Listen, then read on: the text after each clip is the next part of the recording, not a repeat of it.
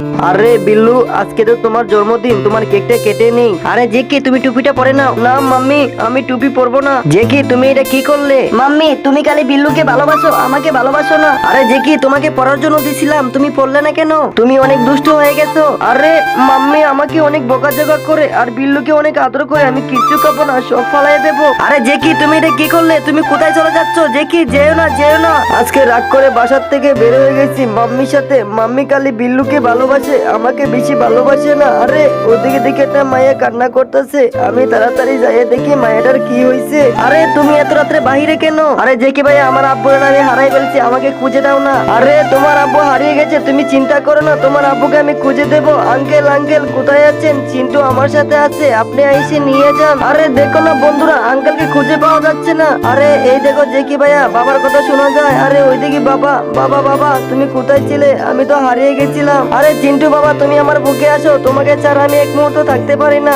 বন্ধুরা দেখো না, আমার আম্মুর কথা অনেক মনে পড়তেছে। আরে জেকি, তুমি কোথায় ছিলে সারা রাত? তোমাকে ছাড়া আমার এক মুহূর্ত ভালো লাগে না। আরে মাম্মি, আমারও অনেক খারাপ লাগতেছে। আরে মাম্মির সাথে আমার রাগ করাটা উচিত হয় নাই। বন্ধুরা, আমার জন্য ভিডিওতে লাইক সাবস্ক্রাইব করে দাও।